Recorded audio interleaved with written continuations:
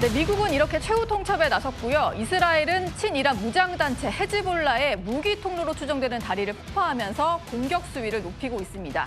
영상으로 함께 보실까요? 이스라엘군이 레바논 남부와 주요 도시를 잇는 저 다리에 폭격을 가하는 모습인데요.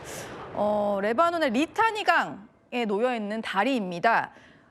그런데요, 이게 뭐 무기 통로로 좀 추측이 돼서 저렇게 폭발을 시켰다라고 합니다만 주민들의 피난길이기도 하고 구호물품을 좀 전달하는 통로라고 해요. 김열수 실장님. 네네. 저렇게 되면 레바논 국민들 입장에서는 생명선이 끊기는 것과 다름없다라는 얘기가 있더라고요. 네, 요건 조금 이제 원천적으로 좀 얘기할 필요가 있는데요. 사실상 하마스가 이스라엘을 공격하니까 그때 당시에 이제 여기 헤즈볼라도 이스라엘을 공격했거든요. 예. 그러다 보니까 이스라엘이 2024년도에 완전히 헤즈볼라를 이렇게 소탕해야 되겠다고 해서 레바논 남부를 공격을 해요. 그 헤즈볼라가 주로 있는 것이 이제 레바논 남부 지역하고요. 그리고 이제 그 수도 지역 베이루트 그 근방에 이렇게 모여 살고 있거든요. 그 주 중심지는 이 레바논의 남부 지역입니다. 그래서 좀 전에 그 강 나왔잖아요. 예. 그 강이 결국은 이 강 쪽으로 해가지고 레바논하고 이스라엘하고 휴전협정을 체결한 거예요. 10월 1일 날 공격을 해서 12월 달에 휴전협정을 레바논하고 이스라엘을 체결을 했고, 그래서 그때 당시에 하마스는 그곳으로부터 라타니 강 북쪽으로 넘어가도록 그렇게 했거든요. 그래서 그때 이제 휴전협정을 체결할 때 어떤 조건이 있었냐면은 하마스는 무장해제를 하도록 돼 있었어요. 예. 근데 무장해제를 안 했죠. 그런데 지금 말씀하신 그 다리가 크게 보면 교량이 3개가 있습니다. 라타니 예. 강을 중심으로 해서 하류에는 카스미에라고 하는 그런 교량이 있고, 네. 중류 쪽에는 카르달리라고 하는 교량이 있고, 또 뭐 지스로 식스라고 하는 그 교량들이 있는데, 이 교량 중에서 가장 중요한 교량이 바로 카스미에라고 하는 이 교량입니다. 이것은 오늘 조금만 이번에 더 폭파된, 가면 예. 그렇죠. 고속도로하고 연결되는 곳인데, 이걸 왜 폭발을 했냐면 이곳을 통해 가지고 전부 다 헤즈볼라한테 무기들이 들어온다라고 하는 거예요. 네. 그래서 티라니 강 위로 넘기고 여기를 교량을 폭파함으로써 더 이상 이 헤즈볼라가 더 이상 이스라엘을 공격하거나 그러지 못하도록 하기 위한 그런 수단의 하나로 했는데, 예. 앵커님 말씀처럼 그렇게 하다 보면은 지금 레바논 남부에 있는 그런 수많은 사람들이 그렇게 인도주의적인 구호를 못 받고 하는 그런 어려움은 있을 수 있다, 이렇게 말씀드릴 예. 수 있습니다. 이란의 목적은 좀 레짐 체인지에 더 무게를 두고 있다 보니까 레바논을 겨냥한 지상 작전을 계속 수행하고 있는 상황입니다. 그러다 보니까 레바논 국민들도 고통을 많이 받고 있고요. 또 이스라엘은 이란을 향한 직접 공격도 계속 이어가고 있습니다. We're going after the regime. We're going after the IRGC, this criminal gang, and we're going after them personally, their leaders, their installations, their economic assets. We're going after them very strong. 네, 이스라엘도 계속해서 저렇게 공격을 하고 있고 미국에서도요, 이란의 자폭 드론 공습 영상을 계속 공개를 하면서 공격을 이어가고 있는 그런 상황입니다. 서로 이제 전쟁 영상들 많이 공개를 합니다. 우리가 저렇게 타격을 했다 또는 요격을 했다라고 하면서 영상을 계속 공개를 하는 그런 상황이고요. 일단 이스라엘은 레바논에서 지상군을 투입하는 작전을 시작했고, 미국 같은 경우에도 트럼프 대통령이 얼마 전에 지상군 투입은 없다고 언급한 적이 있었는데요. 그 목소리부터 듣고 얘기 이어가겠습니다.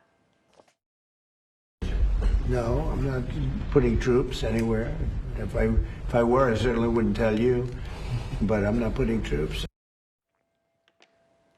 트럼프 대통령이 지상군 투입에 대해서 명확하게 선을 긋기는 했는데, 최근에 언론 보도를 보면 투입을 좀 준비하는 것 같다라는 보도들이 나오고 있습니다. 엄효식 실장님, 부대들이 아마 이동을 하고 있고 이제 해병대원들도 가고 있다라는 보도 때문에 그런 것 같은데, 미국이 지상군까지 투입할 가능성이 있을까요?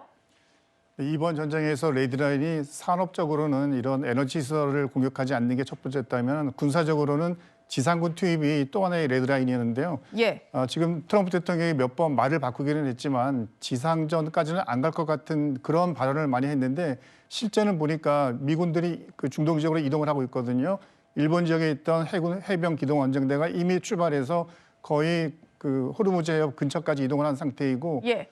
또 언론 보도에 따르면 미국에 있던 또 다른 기동 원정대가 이미 출발을 했다고요. 또 그 공수사단처럼 또 특수한 임무를 수행하는 부대까지도 파병을 준비하고 있다는 보도가 나와 있어서 트럼프 대통령이 말로는 지상전을 하지 않는다라고 하면서 예. 물밑에서는 뭔가 준비를 하고 있는 것이 아닌가.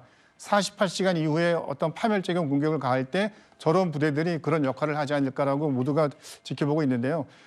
만약에 실제 저런 작전이 실행이 된다면 이번 이제 이란전의 전반적인 상황은 굉장히 악화가 돼서 단기간에 전쟁이 마무리되기는 어려울 것으로 예상이 됩니다. 예. 그러니까 호르무즈를 즉각적으로 봉쇄를 풀어라. 이게 트럼프 대통령의 요구이자 또 압박이었는데 김열수 실장님. 네. 그렇다면 지금 뭐 강력 상습함인 트리폴리함도 호르무즈 해협 쪽으로 이동을 해서 거의 다 도착을 한 거잖아요. 네. 15시간 지나고도 봉쇄가 풀리지 않을 경우에는 이 주변에 모여 있는 병력들이 뭔가 작전을 할 수도 있는 상황일까요? 네, 제가 이제 이 부분은요, 지상전의 이제 규모를 가지고 천상을 얘기를 할 수밖에 없는데요. 우리가 1990년도에 있었던 걸프전 같은 경우는 미군 병력만 60만 명이 넘게 투입이 됐고요. 예. 그 다음에 이라크전 2003년도에 있었을 때는 그게 미군 병력만 17만 명이 투입이 됐거든요. 그래서 이런 인원들이 가서 작전을 할 수 있도록 하기 위해서 수백만 톤의 그 보급품이 들어갔습니다. 그래서 무기 체계, 장비, 보급품, 탄약, 심지어 이제 병사들 샤워할 수 있는 샤워기까지 다 가지고 갔거든요. 그런데 지금 미국에서 보면 이런 징후는 하나도 안 보이지 않아요. 그렇기 때문에 대규모의 지상전은 없다. 그걸 이제 첫 번째 말씀을 드리고요. 두 번째는 그럼에도 불구하고 사세보항에서 출발한 트리폴리함이라든지 지금 미국의 샌디에고에서 출발한 박스함이라든지 이런 것들이 다 4만 톤급 강습 상륙함입니다. 예. 거기에는 이제 F-35C 뭐 한 20대씩 이렇게 탑재도 하고 지금 어찌됐든 해병대 병력이 각각 2,500명씩 정도에서 들어오거든요.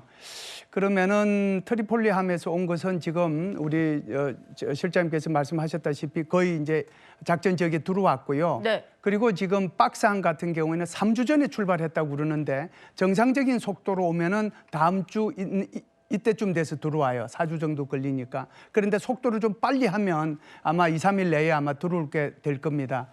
그렇다고 하면은 이 인원들하고 그리고 이제 82 공정사단은 한 15,000명 정도 되는데 그중에 3분의 1 정도가 적극 출동할 수 있도록 돼 있거든요. 18시간 내에 전 세계 어디서든지 가서 작전을 수행할 수 있으니까 그 인원 5,000명은 18시간 내에 들어오니까 이미 들어와 있을지도 몰라요. 그래서 그렇게 되면은 대충 한 만 명 정도 되잖아요. 네. 2,500, 2,500, 5,000 정도 되니까. 그러면 이런 인원들이 들어와서 어떤 작전을 수행할 것이냐 하는 거죠. 예. 크게 보면은 하나는 공정부대가 왔으니까 위에서 낙하산을 타고 내려와서 점령하는 그런 작전을 할 거고요. 그다음에 이제 이 상륙하는 해병대 요원들은 섬에 이제 일단 상륙을 해서 아마 그 섬을 확보하는 그런 작전을 수행할 겁니다. 네. 그러면 이 두 개가 한꺼번에 이루어질 거냐 따로 이루어질 거냐 하는 문제가 또 하나 있고요.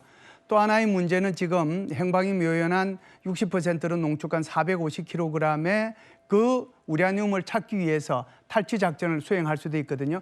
어떤 작전을 수행할지 현재는 알 수 없습니다. 네. 가장 가능성이 있는 것은 그래도 호르무즈 해협 인근에 있는 호르무즈 해협 입구죠. 거기에 있는 섬. 그것이 바로 호르무즈의 그런 선박들을 갖다가 다 통제하는 그런 섬들이기 때문에 그쪽에 이렇게 상륙할 가능성이 가장 높고 네. 그리고 공정사단도 같이 그곳에 내릴지 그렇지 않으면은 공정사단의 그 부대원들은 하르그 섬으로 들어갈지 이건 아직 모르겠습니다. 그러나 하르그 섬에 들어갈 경우에는 이란 같은 경우에 2판 4판이라고 생각하고 거기에 있는 왕관의 보석이라고 하는 석유 조장고를 다 때릴 거예요. 네. 그러면 너도 죽고 나도 죽자거든요.